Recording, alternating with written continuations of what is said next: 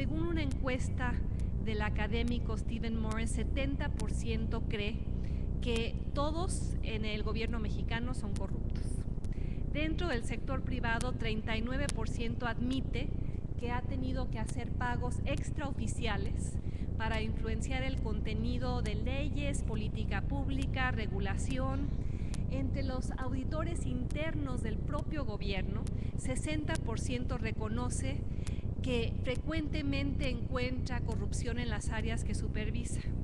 Entre la población, 62% responde que ha sido necesario pagar una mordida para resolver un problema. La corrupción nace y florece en esas áreas oficiales donde se tienen que tomar decisiones, en las cortes, en el sistema de justicia criminal, en las licitaciones de bienes públicos, en las aduanas, y raramente es denunciada porque 77% piensa que la corrupción nunca va a ser sancionada. Todo esto con efectos cada vez más onerosos para el país. La corrupción está vinculada a niveles más bajos de crecimiento del Producto Interno Bruto. Limita los beneficios de la liberalización comercial. Genera una propensión a crisis fiscales y monetarias producto de decisiones irresponsables en lo financiero y en lo presupuestal.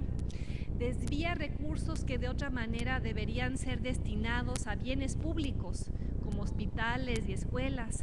Reporte tras reporte sobre la competitividad en México sugiere que el principal factor que afecta a hacer negocios en México es la corrupción. Un análisis reciente de la ONG México ¿Cómo vamos? Sugiere que la corrupción le cuesta al país 2% del PIB anualmente. La corrupción engendra una crisis de confianza en las instituciones, una pérdida de credibilidad en el gobierno, una desilusión amplia, compartida entre los mexicanos sobre su país y sobre sí mismos. ¿Y cómo es que el gobierno de Peña Nieto ha respondido a esta crisis de confianza? Pues tardía o ineficaz, o de una manera ineficazmente, o de una forma minimalista. Leía yo la semana pasada que la directora de la estrategia de comunicación vía internet, redes sociales de la presidencia, Alejandra Lagunes, reconoció la crisis de credibilidad que vivía el gobierno y prometió que se iba a resolver a través del internet. Y me dediqué a tuitear toda la noche, pues que estaba esperando que me mandaran por internet la copia de la licitación cancelada del Tren México-Querétaro, que estaba esperando que me mandaran por favor la declaración de impuestos de la primera dama para ver si pagó impuestos por el bono que recibió de Televisa, que me estaba ahí sentada esperando que me mandaran por internet el gasto destinado al Sindicato Nacional de Trabajadores de la Educación y la información de partidas presupuestales entre las más opacas que se dan al sindicato petrolero. Y pues sigo esperando. Y estos temas, el tema de la Casa Blanca o la casa en Malinalco o la casa de Ixtapan de la Sal o la licitación del Tren México-Querétaro, son temas definitorios para México. No tienen que ver con que si la primera dama era una actriz extraordinaria cuyo talento mereció 10 millones de dólares que le pagó Televisa. Tienen que ver con conflictos de interés entre el gobierno y sus amigos, tiene que ver con los lazos opacos entre una televisora poderosa y el poder político, tiene que ver con la forma en la cual se licitan y se concesionan bienes públicos. Los escándalos tienen que ver con la forma en la que se ejerce el poder político y económico en México, de una forma irregular, de una forma opaca, de una forma discrecional, sin rendición de cuentas. Y la actitud defensiva, minimalista, a veces arrogante de este gobierno, y por favor recuerden el video de Angélica Rivera regañándonos por osar preguntar cómo es que la primera dama era dueña de una casa cuyo título estaba a nombre de un contratista, el Grupo IGA, que ha sido el gran beneficiario de contratos gubernamentales en el Estado de México. Esa actitud trae a la mente la famosa frase incorrectamente atribuida a María Antonieta, que coman pastel. Es una frase que se usa para criticar a gobiernos que son percibidos como insensibles, frívolos, muy alejados de la población, cuya indignación legítima trivializa, como lo hizo el jefe de gabinete Aurelio Nuño en una ya famosa entrevista con el periódico El País, después de las manifestaciones post-Ayotzinapa, donde dijo en un tono de desdén: la plaza pública exige sangre y espectáculo, cuando en realidad creo que lo que todos hemos estado exigiendo es justicia y rendición de cuentas. Pero el PRI y los partidos que lo mimetizan, que son básicamente todos, continúan creyendo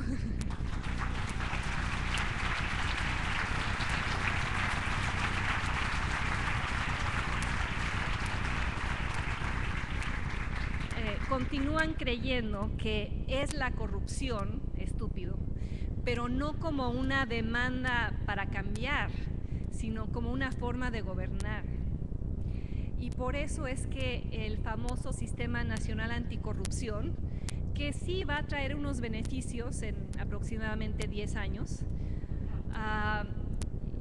no incluyó la eliminación del fuero y eliminó la posibilidad de que el presidente fuera investigado por conflictos de interés o casos de corrupción. Por eso es que el PRI y el resto de los partidos no quieren en realidad un fiscal especial para casos de corrupción. Y como resultado de esta recalcitrancia histórica, como los analistas de México Evalúa han argumentado, México carga con un pesado fardo de fragilidad institucional, la ausencia de un sistema de rendición de cuentas, de pesos y contrapesos que le permitiría a las instituciones perseguir, procesar y castigar casos flagrantes de corrupción que en este país quedan impunes. A ver, denme el caso de un solo político de alto nivel que haya sido investigado y sancionado por un caso de corrupción en los últimos 10 años. Y el problema es que tampoco tenemos un sistema que combata conflictos de interés, porque en México los conflictos de interés ni siquiera son conflicto. Y la ley está hecha para que así sea. Y por ello no podemos investigar al secretario de Hacienda que consiguió un crédito no bancario para su casa, la compra de su casa en Malinalco, a una tasa del 5%, un crédito que le dio el Grupo IGA cuando la tasa de interés en el mercado en ese momento era del 13%, y lo sé porque estaba pagando una hipoteca. Por eso no podemos investigar al presidente ni a la primera dama, que sí es funcionaria pública según convenios internacionales que México ha firmado desde el momento en que es presidenta del DIF y tiene un puesto honorario aunque no reciba una remuneración. El hecho de que el SAT no haya entregado, a pesar de la demanda de dos prominentes mexicanos, Luis Pérez de Hacha y Darío Ramírez de Artículo 19, no haya entregado la declaración de impuestos de la primera dama, eso junto con todo lo demás es el verdadero escándalo. Y durante demasiado tiempo la clase política de este país ha abusado, escondido, evadido el escrutinio. Durante demasiado tiempo la clase política ha acumulado privilegios, como lo argumenta Luis Carlos Ugalde en un artículo ¿Por qué democracia significa más corrupción? La corrupción se ha vuelto más grande desde la transición electoral democrática del año 2000. Ni Vicente Fox ni Felipe Calderón consideraron combatir la corrupción como un tema prioritario de sus gobiernos. Y como resultado, México se ha vuelto un caso que contradice una teoría implícita de que más democracia significa menos corrupción. La lógica es que más democracia implica más pluralismo. El pluralismo está acompañado de mayor participación y como resultado, teóricamente, más personas denuncian la corrupción. Pero el pluralismo no es en sí un correctivo suficiente para la corrupción. Lo que necesitamos no es más pluralismo per se, sino la existencia de algo que en México nunca ha existido, que es el Estado de Derecho. Para que el pluralismo contenga la corrupción, tiene que estar acompañado por una cultura de la legalidad e instituciones sólidas que garanticen justicia. Y ese no es el caso en México. A la mesa le faltan patas. La alternancia electoral, la rotación entre partidos y el pluralismo dentro de un Estado débil y un Estado corrompido invita al abuso. La ausencia de pesos y contrapesos simplemente significa que la corrupción se ha democratizado conforme el poder se ha descentralizado. En el pasado, el dinero público estaba controlado principalmente por el presidente y el Poder Ejecutivo. Hoy fluye a las Cortes, al Congreso, al Poder Judicial, a los partidos políticos, a los medios, donde compra votos y poder e influencia y cobertura que esconde temas como Apatzingán, que evade temas como qué pasó con la Casa Blanca, que lleva al periodismo a no ser el cuarto estado que vigila a los otros tres, y de ahí la tragedia para México de que Carmen Aristegui esté fuera del aire. La corrupción ha sido exportada al poder legislativo, al poder judicial, a los medios. Organizaciones que deberían actuar como contrapesos se vuelven sus cómplices. La dispersión del poder ha abierto muchas más ventanas para los negocios privados con el dinero público. Y mientras que el abuso se vuelve cada vez más evidente, la verdad dolorosa es que ninguno de los controles institucionales que tenemos, la Secretaría de la Función Pública, los contralores internos, el INAI, nada funciona como debería. La clase política de todos los colores ideológicos no ha permitido la existencia de investigaciones serias, objetivas, independientes, capaces de determinar si hay conflicto de interés o no. Piensen en el secretario de la Función Pública, Virgilio Andrade, convocado para investigar conflictos de interés, que llega al puesto con un conflicto de interés, porque es amigo y subordinado del propio presidente, a quien le besa la mano el día que le da el puesto. Entonces, ¿cómo vamos a saber si una licitación pública fue amañada o no?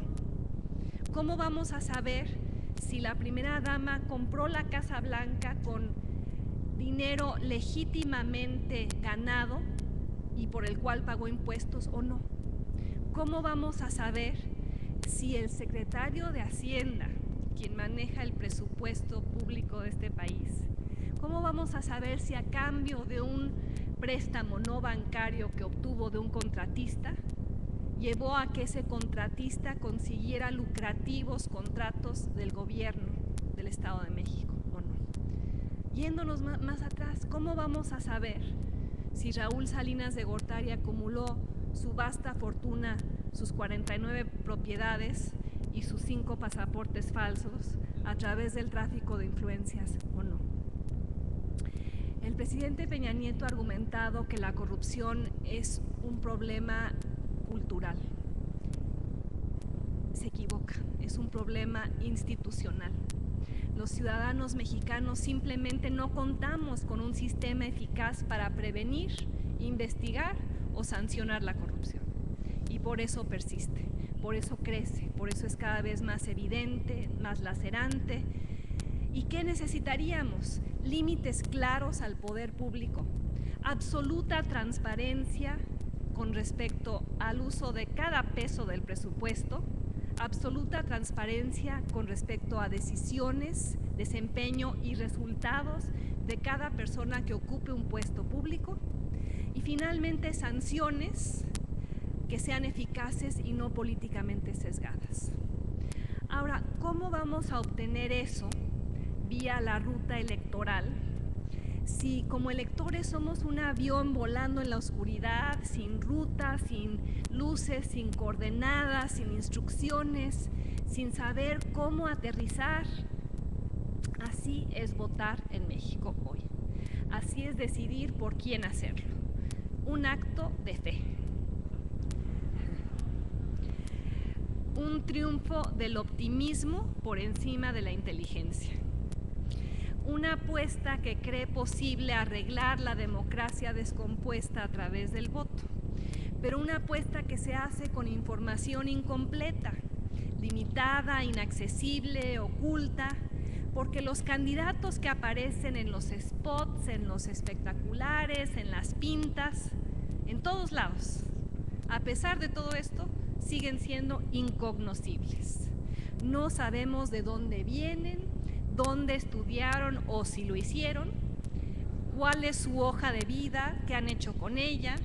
Volamos a ciegas, a tientas, y por ello como candidatos, como ciudadanos acabamos con candidatos, después funcionarios, con casas rentadas o compradas a contratistas, volando en aviones de empresarios a los cuales han beneficiado, viviendo en mansiones que su sueldo no justifica, participando en licitaciones o celebrando contratos por los cuales obtienen ventajas privadas, eso a bienes públicos. Por ello acabamos instalando a depredadores en el poder a través del voto. La urna unge a personajes con trayectorias desconocidas que luego resultan malolientes. Tantos corruptos caminando por el Congreso que llegaron ahí gracias al voto y se quedan ahí gracias al fuero. Gracias a la ignorancia que lleva a tachar la boleta sin saber verdaderamente quién es la persona cuyo nombre aparece ahí. Pues llegó la hora de saberlo, de averiguarlo, llegó el momento de saber a quién vamos a empoderar y dar acceso al presupuesto. Como lo dije en la introducción a esta conversación, los buenos ciudadanos construyen buenos gobiernos y solo los exigentes y los informados lo son. Hay que entender al candidato, hay que escudriñarlo, hay que colocarlo bajo el microscopio, mirarlo, saber de dónde viene, a dónde va.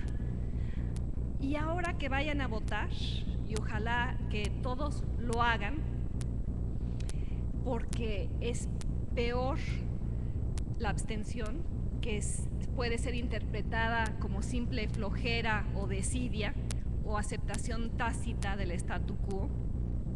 Pregúntense si ese candidato que aparece en la boleta cumple con los 7 principios que tomé de un panfleto, de un código de ética que reparte el gobierno inglés a sus candidatos.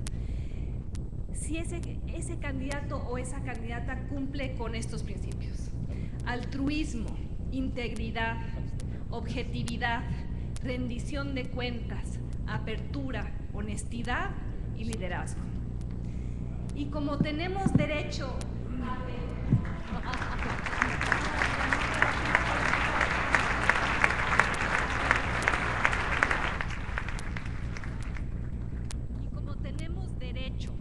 a pedir y emular las mejores prácticas internacionales, de ahí la importancia de la iniciativa civil llamada 3 de 3, candidato transparente, que exige a los candidatos la presentación de, en primer lugar, su declaración patrimonial, en segundo lugar, su declaración de intereses, en tercer lugar, su declaración fiscal. Y lo estamos pidiendo como favor, porque la provisión pública de estas 3 declaraciones es una concesión y no una obligación. Lo que en otros países es un requerimiento legal, en México es todavía un imperativo moral. Un imperativo para quienes quieren ocupar las 1009 alcaldías, 1114 diputaciones y 9 gubernaturas que están en juego. Un imperativo para que cuando los contendientes lleguen al poder no haya más casas blancas, ni casas en Malinalco, ni aviones prestados, ni tráfico de influencias, ni licitaciones amañadas, ni cuentas en Suiza. un imperativo para que cada candidato se comprometa de manera tangible a poner los intereses del país antes que los suyos. Alguien que no pueda hacer esto, mínimo, presentar su 3 de 3, no merece un solo voto y mucho menos gobernar.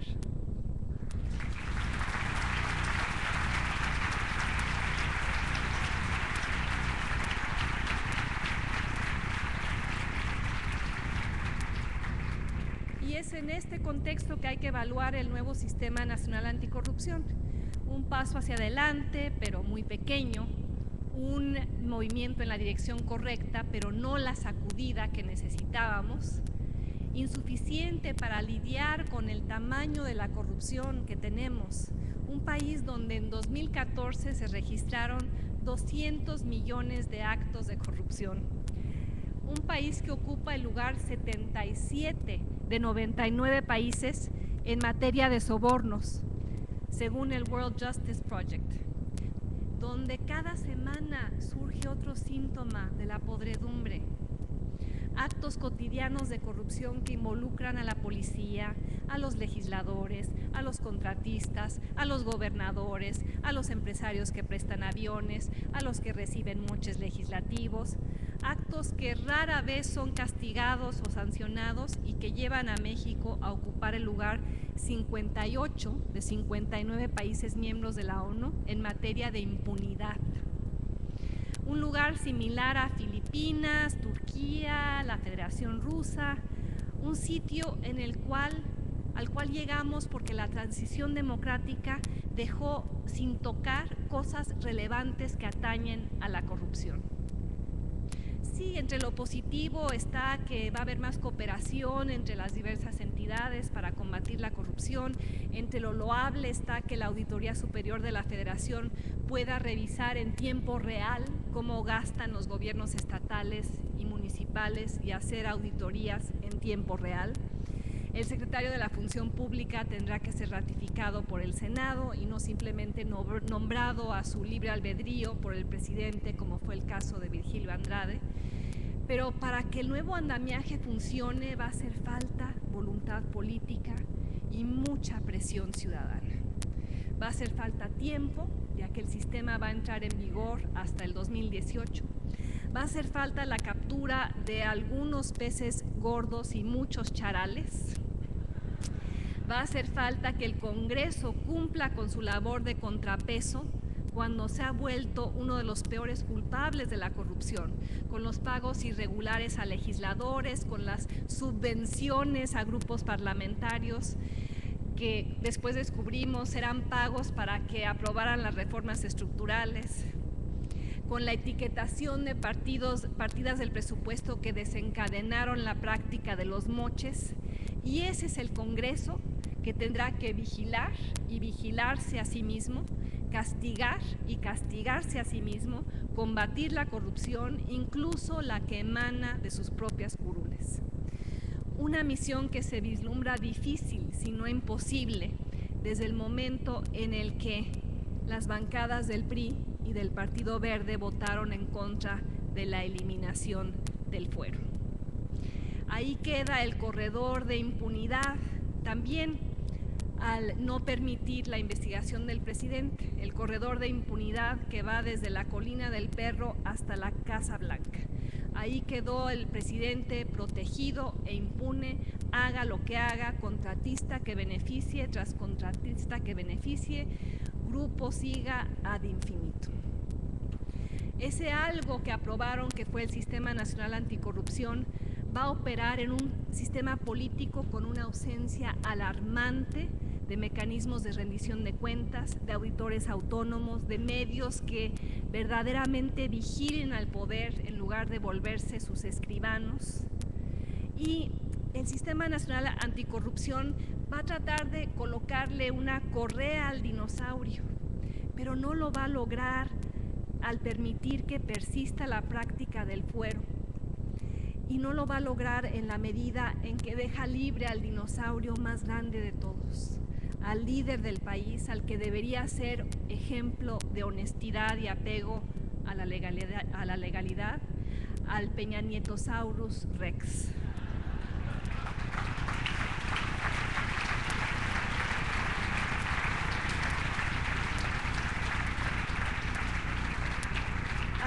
Al que la nueva ley no podrá tocar. Y por ello lo que veremos en el futuro quizás sea algún castigo por la construcción de covachas, pero jamás una remoción por la construcción de casas blancas. Ahora, ¿qué está pensando el equipo de Peña Nieto mientras yo estoy hablando aquí? Pues que lo único que tienen que hacer es esperar que pase la tormenta, esperar que disminuyan las marchas y las manifestaciones, esperar que los mexicanos se cansen, esperar que lo anunciado y lo prometido les dé margen de maniobra, posibilidad de recuperación política, centrar la atención en las buenas noticias, que las exportaciones suben conforme baja el valor del peso, que las reformas eventualmente disparen el crecimiento económico en los últimos 2 años del sexenio, que los inversionistas domésticos e internacionales muestren apetito por invertir en el sector energético, que las estadísticas oficiales muestran que el número de homicidios va cayendo, aunque de números muy altos. Pero hay otro componente muy importante para la estrategia de supervivencia de Peña Nieto y es su alianza con el Partido Verde Ecologista. Un partido cuya entera existencia está diseñada para permitir que el PRI permanezca en el poder a pesar de la descomposición del momento mexicano. Un partido Potemkin sin cuyo apoyo Peña Nieto no habría ganado la elección presidencial y un partido con cuyo apoyo necesita contar para ganar la mayoría en la Cámara de Diputados en la elección el 7 de junio. Sin la alianza con el Verde, según las encuestas recientes, el PRI no obtendría por sí mismo más que 30% del voto. Esa es su base dura, que me pregunto por qué existe, pero ahí está. Y de ahí la importancia de hacer crecer al Verde lo más rápidamente posible, a través de spots televisivos, anuncios en los cines, espectaculares por todo el país, un programa de vales de medicinas, los kits escolares entregados a domicilio, las tarjetas de descuento, las tarjetas para llamadas telefónicas, así propulsando a un Partido Verde con una negra historia de corrupción. Un Partido Verde que fue sacado a patadas de la coalición internacional de partidos verdes del mundo porque apoya la pena de muerte. O sea, apoya la vida de los animales de los circos y la vida de los toros, pero no la vida de los humanos. Y tristemente, frente a sus estrategias extralegales, ha sido el partido más multado en estas elecciones, 600 millones de pesos. Hemos presenciado la pasividad, si no la complicidad de las autoridades electorales. Un Instituto Nacional Electoral que le da un manazo al Partido Verde, pero le permite que siga haciendo lo que hace ilegalmente, llevando a un INE que ha caído en una crisis de confianza porque no ha hecho aquello para lo cual fue creado, que es defender la equidad electoral, ya trastocada por el comportamiento marrullero del Partido Verde. El INE no logra defender la legalidad ni la transparencia en el gasto de los partidos. Y debido a la ausencia de sanciones, límites, la estrategia del Verde parece estar funcionando.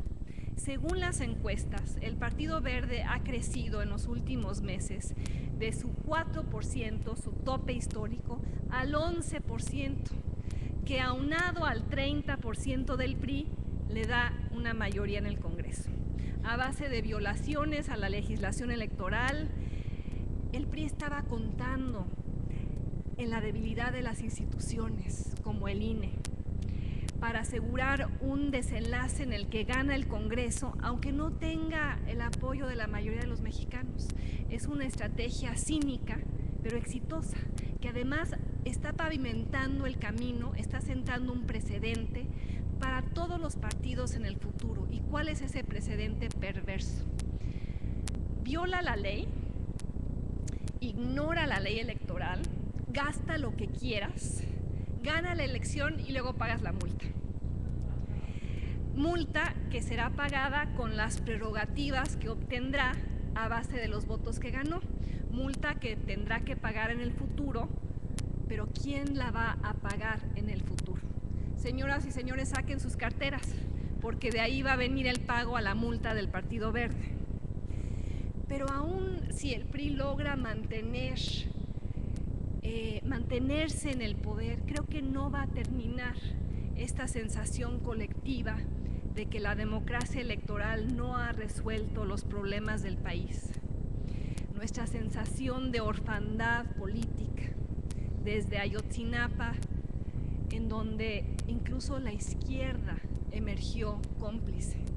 Una izquierda que ahora está fragmentada.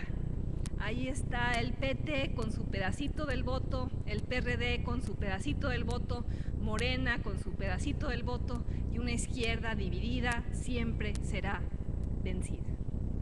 De ahí nuestra angustia colectiva cuando nos enfrentamos a la certeza de que la vida pública en México, a lo largo del espectro ideológico, se ha corrompido. De ahí nuestra desilusión colectiva con la persistencia del capitalismo de cuates, reforzada por los conflictos de interés que siguen. Nuestra desilusión frente a gobiernos estatales, municipales, que se rehúsan a abrir información relevante a los ciudadanos vía el Instituto Nacional de Acceso a la Información. Yo sigo esperando que el SAT entregue, como le exigió el Instituto Nacional de Acceso a la Información, la lista de los perdones fiscales que le hizo a grandes empresas, incluyendo Televisa. Funcionarios gubernamentales continúan gastando dinero público sin controles o rendición de cuentas, y no estamos viendo en los partidos de oposición una visión comprensiva, viable, coherente para encarar estos problemas. Y peor aún, en nuestro periodo de deterioro democrático, la inseguridad se ha implantado como una rutina común. Ahí está la macabra puntualidad de la muerte en Ayotzinapa, en el Estado de México, que se ha vuelto famoso porque han muerto más mujeres ahí en los últimos 8 años que en Ciudad Juárez. En Michoacán, en Tamaulipas, en Guerrero, ahora en Jalisco. Como revela Ayotzinapa, el Estado mexicano demuestra su impotencia ante el crimen organizado que históricamente protegió. Las ramas más indispensables del gobierno, los ministerios públicos, las cortes, los policías, evidencian su disfuncionalidad todos los días. Como argumenta Mauricio Merino en su último libro, el reto para México no es solo salvar a la democracia, es salvar al Estado, rescatar su capacidad para garantizar el mínimo de seguridad que necesitamos como país. Y ahora volteo los reflectores hacia ustedes, hacia mí. ¿Cuál es el papel de los ciudadanos y de la sociedad civil ante esto?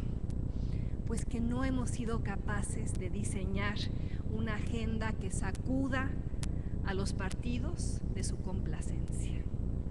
Hay una larga lista de heroísmos locales y este consejo es un heroísmo local. Hay muchos que han dicho que el emperador no tiene ropa, que está desnudo. Ha habido investigaciones valientes de Mexicanos Primero que revelan que 238,000 maestros no están en el aula, pero sí están en la nómina del Sindicato Nacional de Trabajadores de la Educación. Ha habido reportes importantes del Instituto Mexicano para la Competitividad y del CIDE que generan métodos y conocimiento para evaluar la disfuncionalidad de nuestras instituciones. Ha habido movimientos estudiantiles como Yo Soy 132 que exigen más de lo que el gobierno ofrece, pero esto ha sido insuficiente. Ha sido insuficiente porque quienes están en el poder en este país se rehúsan a compartirlo de una manera distinta, porque los actores fundamentales siguen siendo los mismos, porque espero que ahora sí les quede claro que un voto para el PRI era un voto para el pasado. Y lo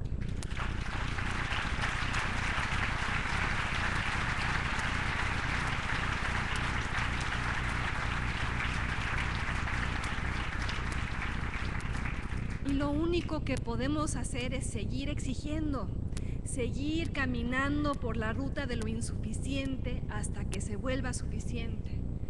Aprovechar las tecnologías de la información y los medios sociales, las redes sociales como un vehículo alterno para la acción democrática.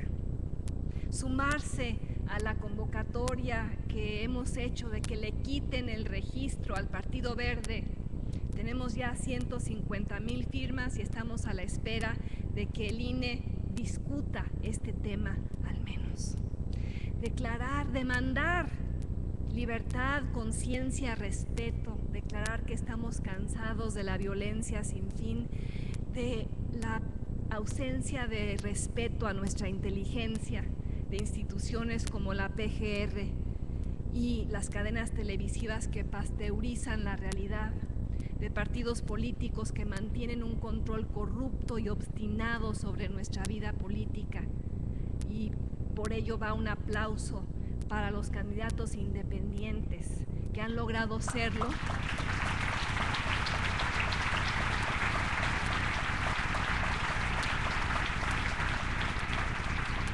Que han logrado serlo con todo en contra, porque a pesar de que fue una exigencia ciudadana, a la hora de elaborar las leyes para regular a los candidatos ciudadanos, los partidos las hicieron tan abigarradas, tan complicadas, pusieron barreras tan altas de entrada, que ser un candidato independiente en México, bueno, es más fácil lograr la paz en Medio Oriente. Tenemos que transitar de ciudadanos pasivos a ciudadanos activos en cada esfera, recobrar espacios públicos que nos han sido arrebatados. Junto con el colapso del momento mexicano y su narrativa, está surgiendo otro, más optimista, más esperanzador, pero no está siendo escrito por el gobierno mexicano, sino por personas como las que crearon este consejo y que están buscando un gobierno transparente. Esa nueva narrativa está siendo escrita por quienes han tomado las calles y el internet, que se están transformando en eso que el artista disidente chino Ai Weiwei llama ciudadanos obsesivos. Aquellos que durante los últimos 8 meses no han parado de protestar, proponer, empujar.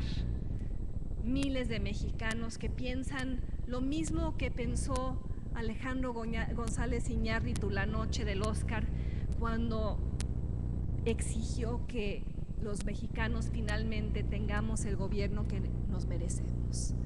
Miles que estamos tratando de crear contextos de exigencia a través de la movilización, la protesta, el cabildeo, para que el Sistema Nacional Anticorrupción no sea tan solo un maquillaje más, para que la Ley Nacional de Transparencia sí provea acceso a información que es nuestra. Movilización y protesta que lleve a la renuncia de quienes han estado involucrados en casos evidentes de corrupción. La búsqueda de un debate nacional sobre cómo regular a la policía para que pueda proteger estudiantes en lugar de entregárselos al crimen organizado.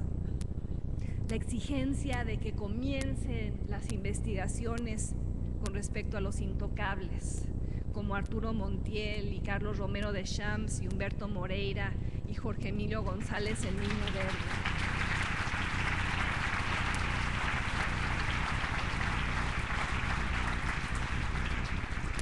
Exigencia de que la primera dama provea inmediatamente su declaración de impuestos para que comprobemos la legalidad de su ingreso.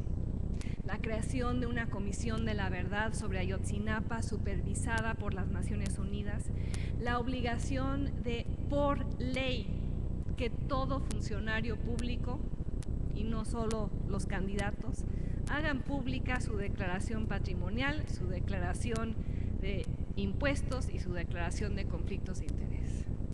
La exigencia para terminar con las licitaciones opacas, no transparentes y discrecionales de bienes públicos, licitaciones de bienes públicos, terminar con la transferencia de partidas presupuestales sobre las cuales no hay vigilancia al Sindicato Petrolero y al Sindicato Nacional de Trabajadores de la Educación, una reforma al gasto público y al financiamiento público a los partidos que se ha vuelto un vehículo para el clientelismo renovado, tanto del gobierno como de los partidos.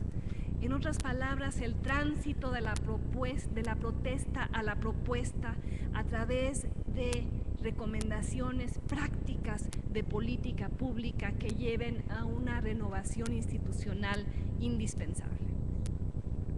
Y si ustedes creen que esto es imposible, pues miren la historia de la humanidad y comprendan que cada cambio, cada movimiento, cada innovación social empezó como aquí en Puerto Vallarta, con un grupo de amigos y colegas obsesionados con una idea que parecía imposible en ese momento. La idea de un gobierno abierto y transparente.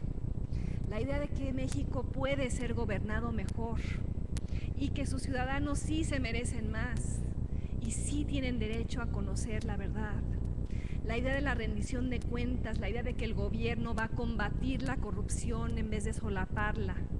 La idea de que la democracia sirva a sus ciudadanos y no solo a sus partidos políticos. La idea de que la policía investigue en vez de torturar o secuestrar o extorsionar. Ideas que sí parecen imposibles en México hoy. Tan imposibles como lo parecía la abolición de la esclavitud y el matrimonio homosexual y la legalización de la marihuana y el derecho a decidir y el sufragio femenino. Ideas que parecían imposibles en su tiempo.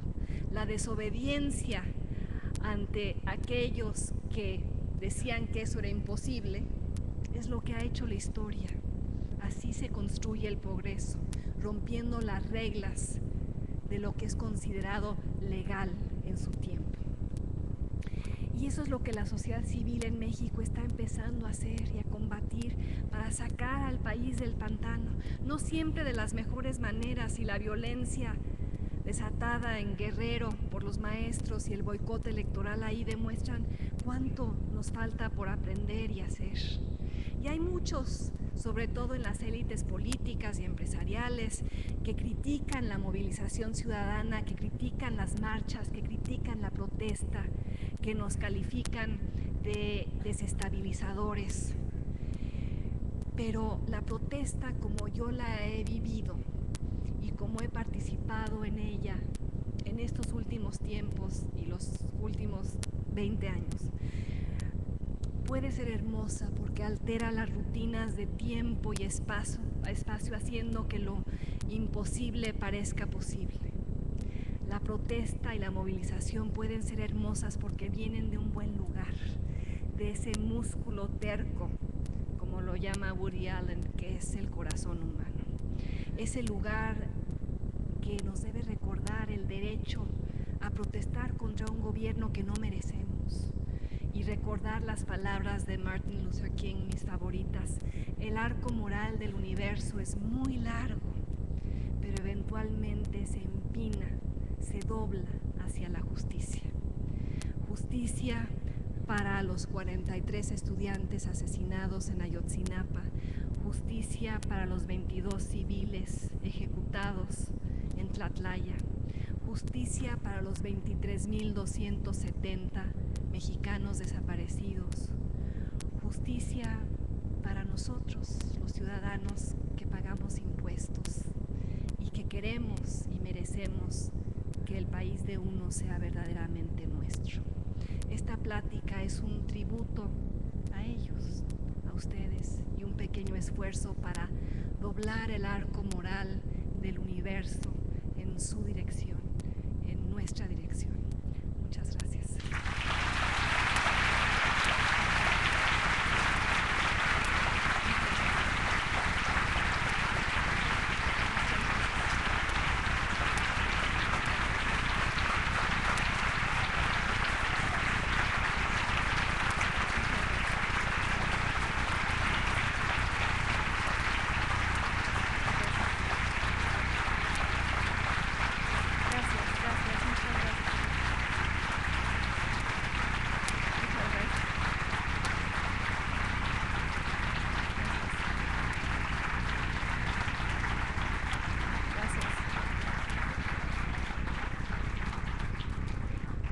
Muchas gracias.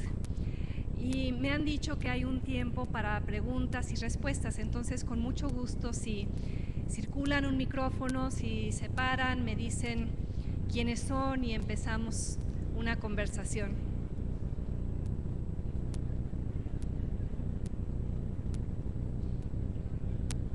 Sí, a ver.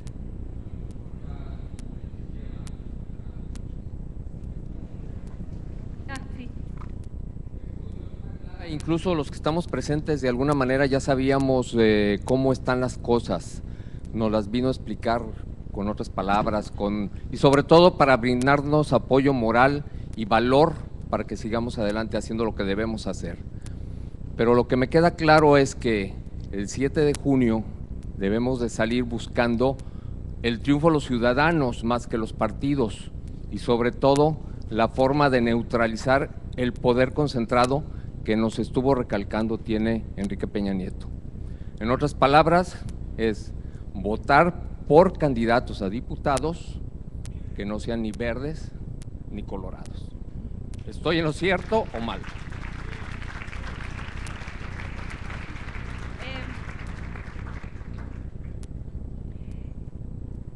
Lo que voy a decir está dirigido a personas aquí que no formen parte de la base dura de ningún partido, electores independientes, indecisos, flotantes, que no saben por quién votar, que hay muchos. ¿Qué les digo a esos? Al mínimo, voten por quien haya presentado su 3 de 3, o voten por un candidato independiente o alguien que al mínimo haya entregado su hoja de vida al INE como le toca hacer por ley. Si no han hecho eso, insisto, no merecen nuestro voto y mucho menos gobernar. Yo he estado apoyando, lo hice en el 2009, no lo hice en el 2012 y lo estoy volviendo a hacer ahora, a que si no encontramos candidatos que cumplan con esos requisitos mínimos, anulemos el voto. ¿Y por qué? Sé que es un tema muy controvertido. Sé que hay personas aquí que van a decir, es que anular solo favorece al PRI. Es que anular es un golpe a los partidos pequeños. Escribí ayer un artículo, salió publicado en Reforma, está en el internet, búsquenlo, se llama Mitos sobre el voto nulo, porque es absolutamente falso que el voto beneficie al PRI. El voto nulo afecta a todos los partidos, es un deslegitimador, es una protesta, es una forma de decir que este sistema no funciona.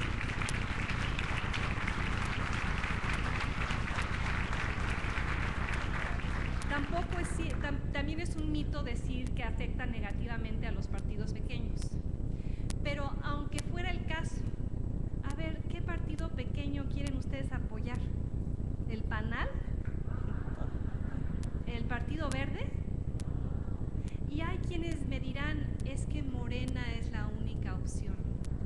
Como si los candidatos de Morena hubieran nacido ayer, producto de exacto, generación espontánea, cuando todos han formado parte de otros partidos y otras legislaturas donde no impulsaron el cambio que nos prometen hoy. Y lo digo siendo una mujer de izquierda. Una mujer de izquierda políticamente huérfana, porque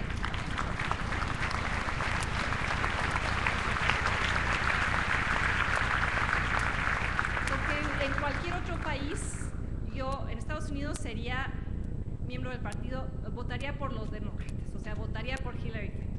En Canadá votaría por el Partido Liberal. En Gran Bretaña votaría por los laboristas. En España votaría por el PSOE. En México, ¿por quién vota un socialdemócrata? Pues no hay quien represente esa opción, porque la izquierda mexicana no cree en los mercados, sigue creyendo en el nacionalismo revolucionario, no entiende cómo funciona la economía, no entiende la globalización. Entonces, ante ello, pues, ¿qué respuesta nos queda? Y me dicen, y de hecho hoy he estado peleándome en Twitter toda la tarde con Javier Aparicio, es que el voto de castigo. A ver, ¿qué pasa en los distritos donde solo ha habido alternancia entre dos partidos, donde llevan castigándose vía el voto de castigo años y nada cambia? O sea, ¿vamos a castigar al PRD votando por Morena? O sea, díganme, explíquenme a alguien cómo funciona el voto de castigo. Los partidos hoy por hoy no tienen un solo incentivo para cambiar un sistema que tanto los beneficia.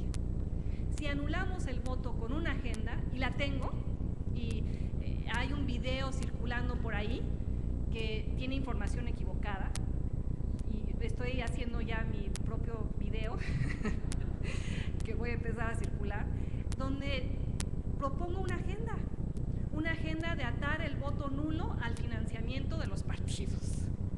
Una agenda que si el voto nulo es mayor que el voto por un candidato, se anule la elección.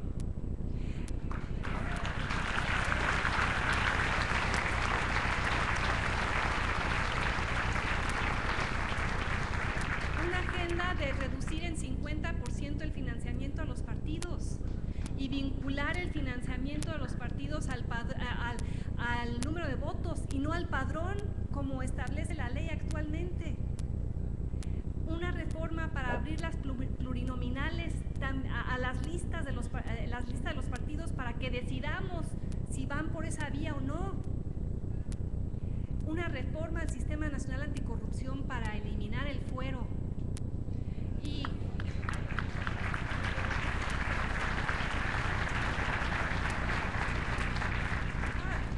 si están en desacuerdo conmigo y forman parte de la base dura de algún partido, vayan y voten. Pero después no me reclamen la próxima vez que me vuelvan a invitar que haga exactamente el mismo diagnóstico. Siguiente pregunta.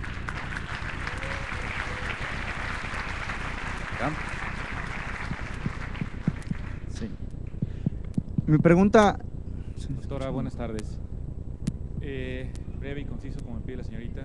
Sí, ¿podría colocarse el micrófono? Ya, ahí está.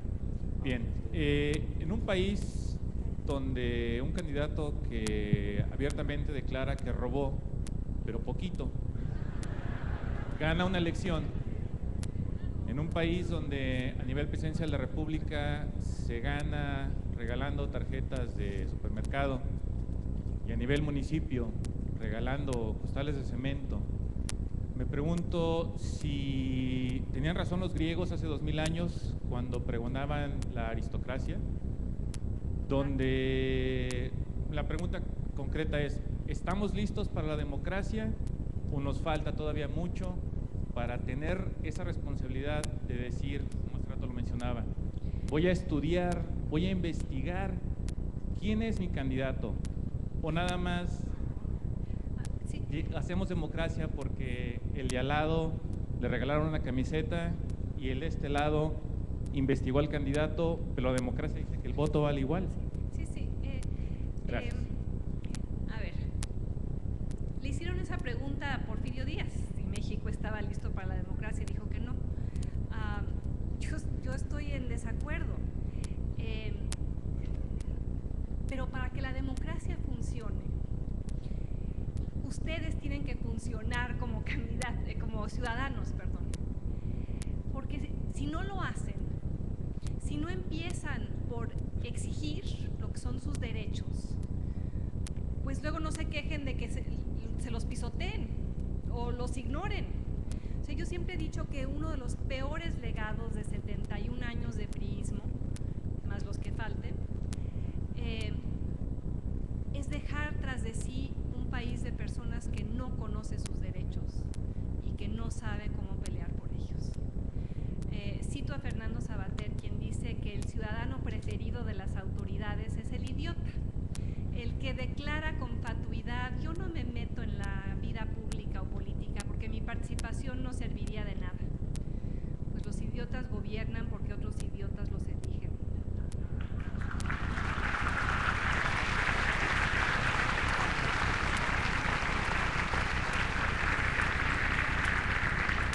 Y creo que llegó la hora de dejar de serlo. ¿Por qué la clase política de México parece más corrupta y más impune que la clase política en otros países? No es por su ADN, no es por genética, ni siquiera es por historia, es porque pueden. ¿Y por qué pueden? Pues el poder empuja hasta donde encuentra resistencia, y en este país ha faltado resistencia ciudadana.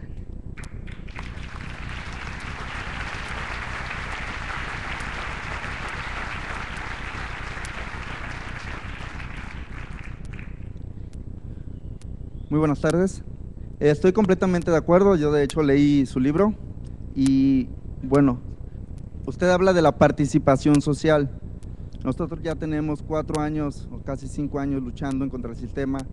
Nos hemos enfrentado contra nuestra familia, incluso contra toda la sociedad. Creo que el peor obstáculo es la misma sociedad.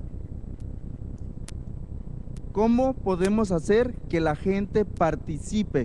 Porque realmente yo, que estoy ahí, vemos la principal ignorancia, que somos, el principal problema somos nosotros, que yo le llamo apatía, indiferencia, el miedo y sí, mucha resignación. La gente no participa. ¿Cómo podemos hacer que todas estas personas ahora estén en las sesiones de ayuntamiento, estén al pendiente, estén vigilando? Porque eso verdaderamente les afecta a todos los políticos. Esa pregunta me la hacen en cada lugar que voy del país y he recorrido todos los estados en esta tarea de evangelización.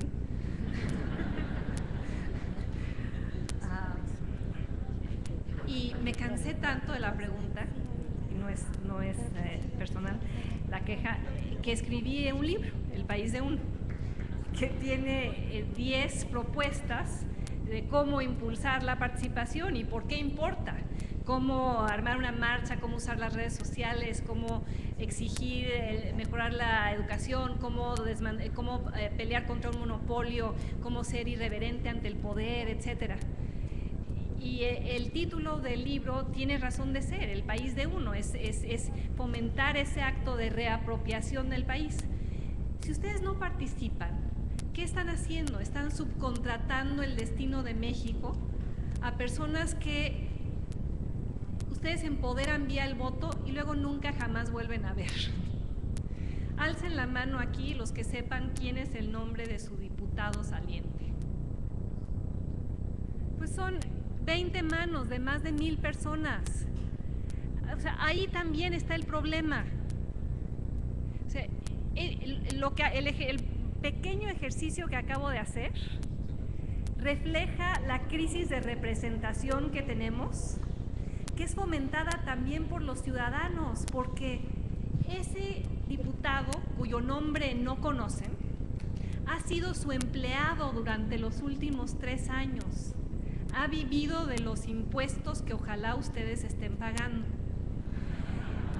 Sí, o sea, hay que pagarlos, no solo por obligación moral, sino porque uno compra el derecho a quejarse.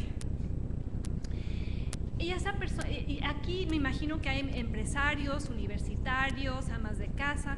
Si ustedes como empresarios, universitarios y amas de casa jamás permitirían que en su empresa, su universidad o su casa alguien no se presentara a trabajar, robara el dinero, no rindiera cuentas, desapareciera y después de 3 años simplemente saltara a otro lugar de la misma compañía o universidad, como hacen los diputados, que saltan a la Cámara de Senadores o a una diputación local, si no permitirían eso en su empresa, su universidad o su casa, ¿por qué permiten que alguien lo haga con su país?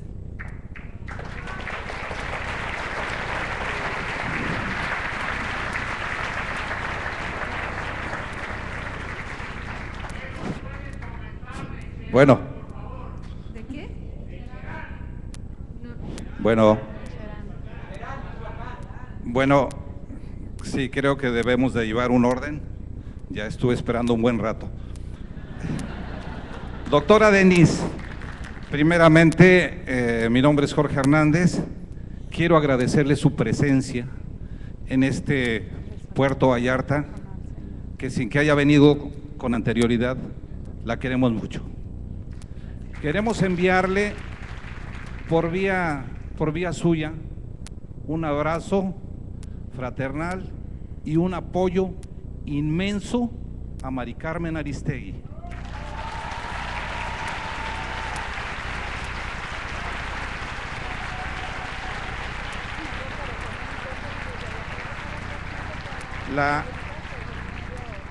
La dupla MBS Peña Nieto pensaron que la sacaron del aire, pero la metieron más a nuestros corazones.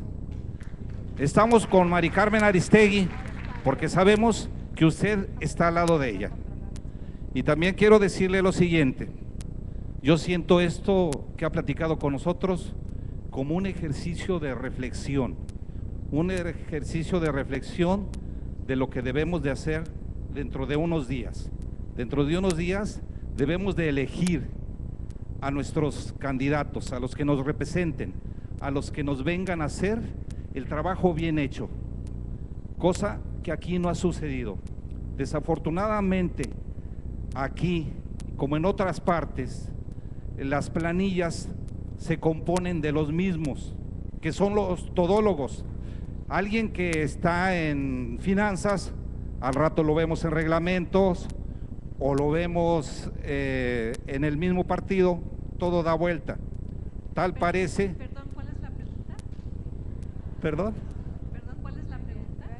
Sí, la pregunta es la siguiente: que en el ejercicio que vamos a hacer para elegir nuestros candidatos, ¿qué vamos a hacer en el caso, y se lo voy a plantear aquí, de Puerto Vallarta?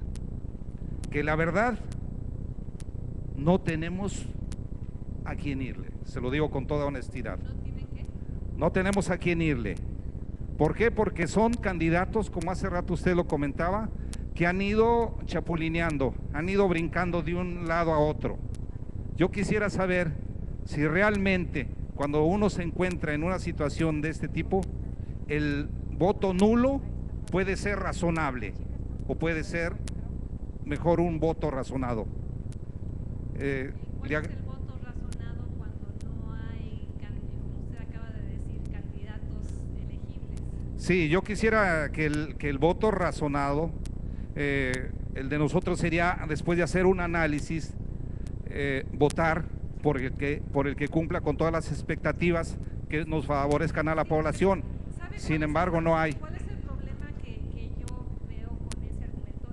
Y es un debate que tengo con Leo Zuckerman, y ojalá lo tengamos en la televisión mañana en la noche, porque él está en contra del voto nulo y dice: hay que votar por el menos malo, hay que votar por la fruta menos podrida, hay que votar, dice, prefiero un ladronzuelo a un asesino en serie.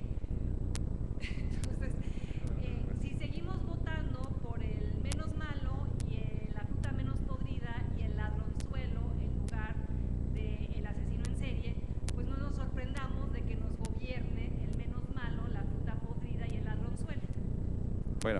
Gracias, doctora.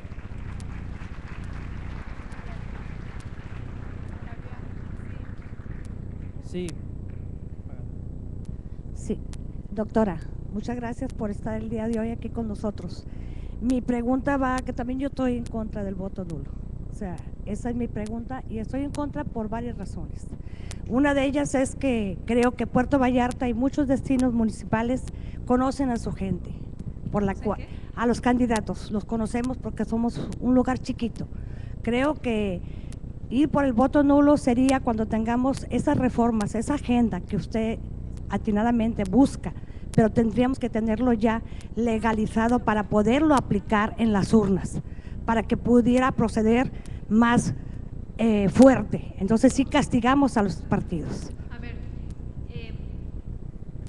¿cuántos candidatos a todos los puestos de elección popular en Puerto Vallarta han presentado su 3 de 3? Ninguno.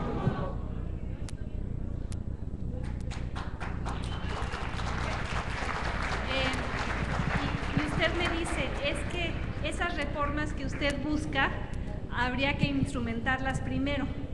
¿Usted cree que los partidos o la clase política, como la he descrito, en esa torre de marfil de privilegios?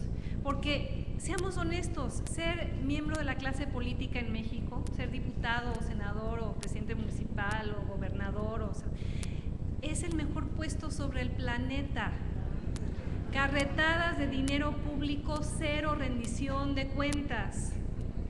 Y la alternancia no es suficiente para componer eso. Lo pensábamos. Yo voté por Vicente Fox, fui de las del voto útil y sigo en terapia.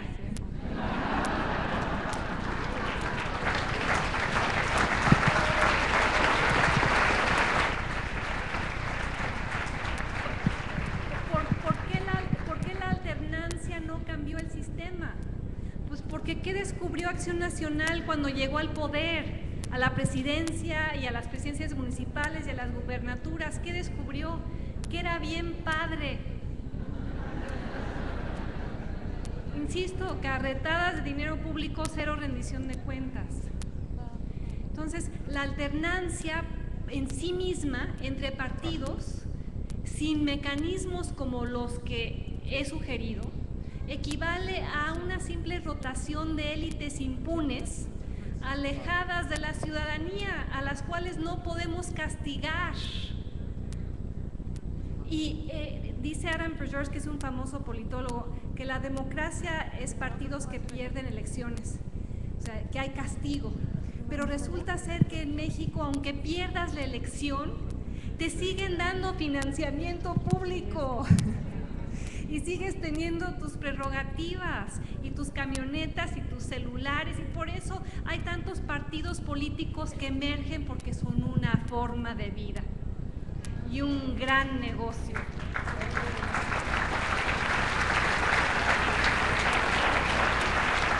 Sí. Siguiente pregunta. Sí, acá. Doctora, gracias por toda esa información. Mi pregunta es muy corta, pero quiero dar una felicitación a las personas que están metiéndose en este rollo del acuerdo por un gobierno abierto y transparente. A la profesora Juanita Correa, que es toda una guerrera de este destino. Y pienso que esto que están haciendo pues es una manera preventiva, ¿no? de lo que se viene en los gobiernos y de tanto que nos han golpeado en los anteriores. Pero la persona que sale del gobierno y ve que no pasa nada, que a pesar de todo lo que se embolsan y de las cosas que hacen, es como un niño, a un niño si hace algo malo se le pega y ya no lo vuelve a hacer. Aquí yo pienso que debería haber otro acuerdo en el cual investigue a las personas que salen del gobierno para que no se vayan ahora sí con la sonrisa de oreja a oreja y hasta los premien dándoles otro puesto, ¿no? Por haber estado robando o haciendo un papel no muy acertado. Mi pregunta es la siguiente: de acuerdo a su experiencia, ¿qué modelo económico es al que más nos acercamos? ¿O existe un modelo económico en los países del mundo al cual nos podamos dirigir o podamos ahora sí que tener esa dirección para nuestro país? A ver, ¿cuál es el sistema que tenemos hoy? Lo ha descrito a la perfección el Premio Nobel de Economía, Joseph Stiglitz, quien dice que México es un ejemplo claro de crony capitalism, capitalismo de cuates, capitalismo de compadres, capitalismo de amigos. Y lo vemos evidenciado en cada nota escandalosa referente a alguna licitación amañada, una concesión regalada. Es un sistema económico que no opera con base en la competencia, la regulación, las reglas claras, el terreno nivelado de juego. Tenemos un sistema económico de forma piramidal. Imagínense una pirámide con los beneficios concentrados en la punta. ¿Y quiénes están sentados en la punta? Pues la clase política y la oligarquía empresarial. Los 200 cómodos del país, que además no están verdaderamente sometidos a la competencia, extraen rentas, o sea, ¿qué es el rentismo? Son las ganancias que se llevan quienes nos ofrecen servicios o productos a precios mucho más altos de lo que en realidad valen. Yo, al igual que ustedes, soy una naranja. A mí todos los días alguien me exprime, como a ustedes. Ya sea Teléfonos de México, Telcel, un banco, un notario, las comisiones por las tarjetas de crédito, las cuentas de la Comisión Federal de Electricidad, las gasolineras. Todos los días nos exprimen, nos sacan el jugo y elaboran una multimillonaria naranjada con nuestro dinero y se posicionan en la lista de los multimillonarios de la revista Forbes, donde el 90% de los que están ahí han hecho su fortuna extrayendo rentas de los consumidores. Los pobres de este país pagan 40% más de lo que deberían en servicios básicos como telefonía. Imagínense esa mujer pobre en Chiapas que camina 5 kilómetros para encontrar el único teléfono público en su localidad, porque a pesar de que la concesión de Carlos Slim tenía la obligación de hacer una red de telefonía pública en el México rural, no ha ocurrido. Bueno, camina ahí, llega ahí, le habla a su hijo, seguramente que ya emigró y es mesero en Los Ángeles, y esa llamada le cuesta 10 pesos el minuto. Cada familia de este país, según la Comisión de Competencia, le transfiere 75,000 pesos anuales a los monopolistas de México. Entonces, el problema es cómo transformar este sistema triangular y volverlo rombo. En los países que tienen forma de rombo, ¿dónde están concentrados los beneficios? Pues no en la punta, sino en esa amplia franja de consumidores de clase media, beneficiarios de una economía dinámica, competitiva, innovadora. A ver, díganme, por favor, alce la mano el que me pueda decir aquí la innovación que ha hecho Teléfonos de México desde su privatización hace más de 20 años. Pues no hay una mano alzada porque no hay una sola innovación. Pero a ver, ¿en qué encarnación del iPhone vamos? En el 6. Y cuando salga el 7, seguramente va a ser un teléfono que en su tiempo libre raye zanahorias y dé masajes faciales. ¿Y por qué? Porque mientras yo estoy hablando aquí, los ingenieros y diseñadores en Apple están innovando. ¿Y por qué están innovando? Porque tienen competencia, porque ahí está Samsung, Nokia, muchas otras compañías que también quieren producir un teléfono que haga más cosas a un precio más barato. Pues si no hay competencia en telecomunicaciones, no hay mejores productos. Pues basta comprender la televisión, cosa que yo no hago y les pido que no hagan, aunque yo salga en ella.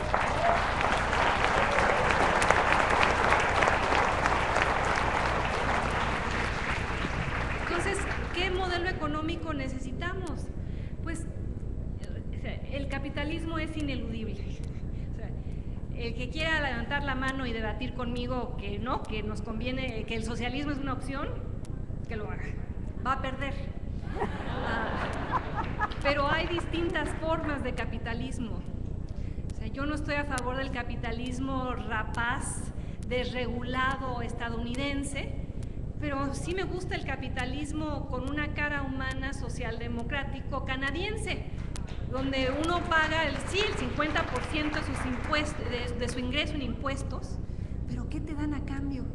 Absoluta transparencia. Cuando te llega a tu cuenta de electricidad te dicen cada dólar canadiense que se ha gastado en la reparación de la colonia. ¿Qué te dan? Pues el segundo mejor sistema educativo del planeta, espacios públicos extraordinarios.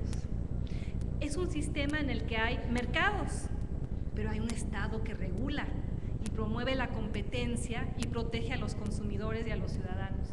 Yo creo que hay esas formas del capitalismo que podríamos instrumentar aquí, pero ¿qué requeriría eso? Desmantelar el capitalismo de cuates. Y hay demasiados cuates que se benefician. Y no solo los que están en la punta. Todos los que en Puerto Vallarta estiran la mano para recibir la concesión, el contrato, la camiseta, el cheque, la licuadora, y que se vuelven cómplices del capitalismo de cuates vía el clientelismo.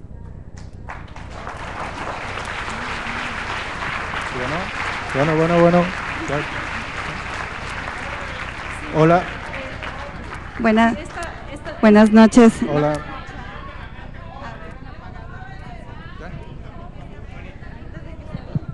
Hola. Hola, buenas tardes. Buenas noches. Nosotros somos Radio Switch, somos un periodismo propositivo y la tarea más difícil que hemos tenido es precisamente llevar buenas noticias, pero sobre todo de periodista a periodista y con todos los estudios e investigaciones que tienes, cómo recuperar la fe, cómo hacer que todos y cada uno de los que estamos aquí no salgamos de este salón sintiendo, pensando, votar por el menos peor, y sobre todo los jóvenes que están allá, estudiantes con ilusiones, con esperanzas, que no piensen que México es un Titanic y que o ponemos la orquesta a sonar o buscamos lanchitas. ¿Cómo recuperar la fe? Gracias. Si yo no creyera que es posible cambiar a México, estaría en casa horneando galletas con mi hijo adolescente que está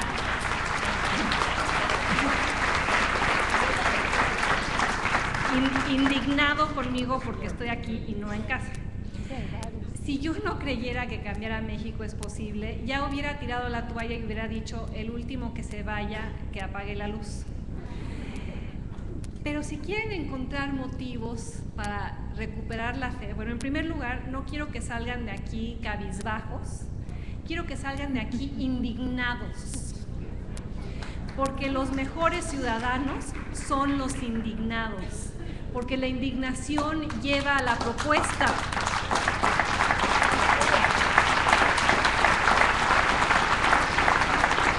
¿De dónde creen que salió Amnistía Internacional? Pues porque alguien estaba indignado de que torturaran a presos políticos en las cárceles del mundo. ¿De dónde salió Greenpeace? Pues de alguien que se indignó de ver cómo maltratábamos al planeta. ¿Por qué Barack Obama es presidente de Estados Unidos hoy? Porque en los 50 alguien, Martin Luther King, se indignó de ver la forma en la cual eran discriminados los africanoamericanos. Entonces, no crean que la tarea de cambiar a México va a ser fácil ni rápida. O sea, ¿cuánto tiempo le tomó a Estados Unidos elegir a un presidente africano-americano? Y hoy, con lo que estamos viendo en Ferguson y otros lugares, vemos la persistencia del racismo social e institucional. Cambiar a México no es un sprint, es un maratón. Es una carrera de largo alcance. Pero si no la empezamos a correr hoy, no vamos a llegar a la meta. Quienes me dicen, es que, ¿para qué mandas el mensaje del voto nulo si los partidos no te van a hacer caso? Pues, si esa fuera la lógica, jamás habría cambio en el mundo. Porque si todos pensáramos, ¿para qué mandamos el mensaje si no nos van a escuchar?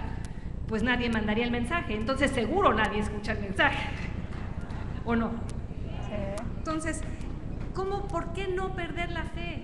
A ver, ¿cuánto tiempo tienen para que les diga por qué yo amo a mi país? Nada más asómense a la playa. Piensen en las enchiladas suizas de Sanborns, a pesar de quien es dueño de la empresa.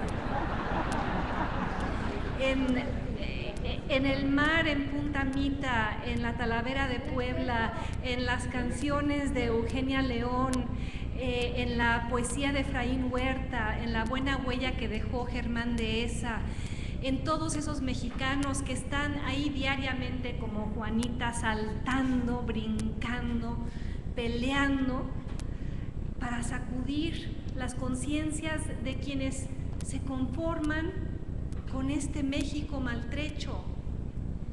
Cuando oigo a quienes dicen, pues tenemos el gobierno que nos merecemos, siempre digo, no, yo no, porque yo sí estoy en la lucha, porque yo no quiero perder la arquitectura de Manuel Parra, no quiero perder los mangos paraditos en su palito de madera con chile, no quiero perder las manzanas con chamoy, no quiero perder los tacos al pastor con cilantro y cebollita. ¿Cómo se nota que tengo hambre, verdad? No quiero perder la arquitectura de Sadudowski, no quiero perder cómo conduce música Alondra de la Parra. Cada quien salga de esta habitación pensando en por qué ama a su país. Citaron una parte de mi libro donde digo, y cuélguense esa lista del corazón, una lista larga, voluptuosa, florida, una lista para despertarse en las mañanas. Y por las noches ojalá hagan el ejercicio que hago yo, que es preguntarme, a ver, Denise, ¿qué hiciste hoy por tu país? Y si di una buena clase o escribí una buena columna o di una conferencia que sacudió a alguien de alguna manera, pienso que fue un buen día y un buen comienzo. Entonces, creo que este ha sido un buen día. Muchas gracias por escucharme.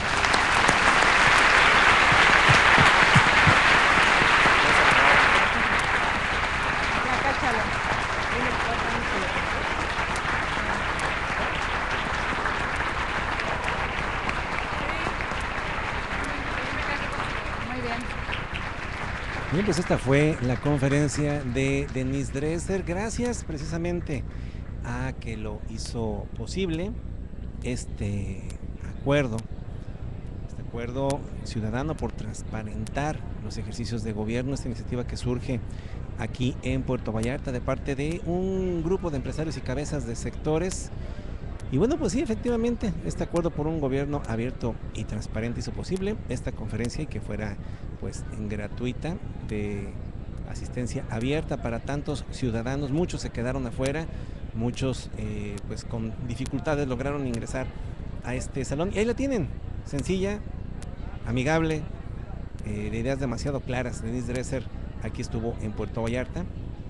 Recuerdo hace cerca de 20 años cuando aquí estuvo Rafael Loret de Mola en un plan semejante, aunque con una audiencia mucho menor en estos mismos salones, y de igual manera auspiciados por grupos ciudadanos que pretendieron hacer esto, sembrar la semilla de una participación social, de una participación ciudadana cada vez mayor. Se despide su amigo Antonio Retes de esta transmisión y bueno, pues en una siguiente conferencia, en un siguiente evento de este corte, seguramente estaremos presentes y todas las mañanas de lunes a viernes a través del 93.5 de FM en La Patrona, en el noticiero La Red. Que tenga usted una excelente noche.